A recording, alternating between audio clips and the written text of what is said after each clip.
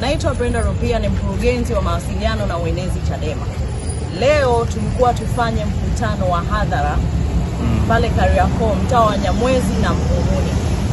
Tulitoa taarifa kwa jeshi la polisi tarehe 16 mwezi wa 4 2025 na tulikubaliwa kufanya mkutano ule, tukiwa tunaamini kwamba mkutano wetu ni halali. Tulipofika Kariakoo na kuanza mkutano, tumeshangazwa na jeshi la polisi kuja kuzuia mkutano ule.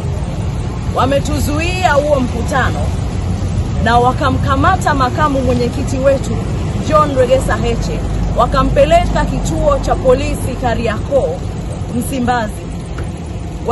Tulipofika pale Msimbazi, wakamweka kwenye gari na wakadai wanampeleka Central.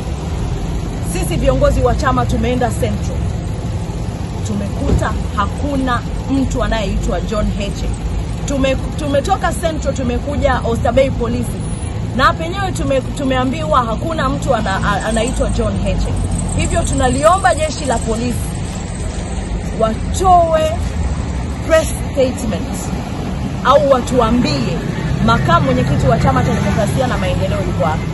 Pamoja na mimi hapa mbele ya kituo cha polisi cha Oysterbay nimeambatana na viongozi wa Chadema, lakini pia kuna mawakili ambao nimeambatana nao. Naomba na wenyewe tuwasikilize ili watupe yaliyojiri huko ndani.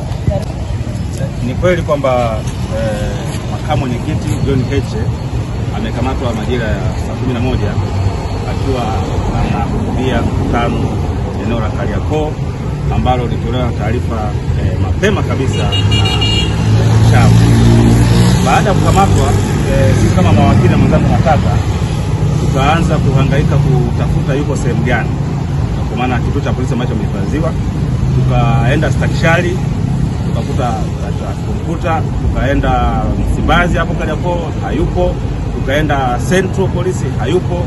Sasa tuko Oysterbay hapa na penyewe tuna taarifa, tumepata taarifa kwamba hapa na penyewe hayupo. Sasa taarifa ambazo tumezipata hivi punde kutoka vyanzo vyetu vya habari au vyanzo vyetu kwa watu karibu, inaonekana makamu mwenyekiti yuko kituo cha polisi kwa maana Central. Kwa hiyo tunatoka hapa tena tunarudi Central ili akapatiwe haki zake za kisheria. Anastahili kuwa na wakili anapoandika maelezo na mambo mengineyo. Kwa hiyo tunaondoka hapa kwenda kituo cha kati Central kwa ajili ya kuhakikisha kwamba mteja wetu wa makamu mwenyekiti anapata haki zake.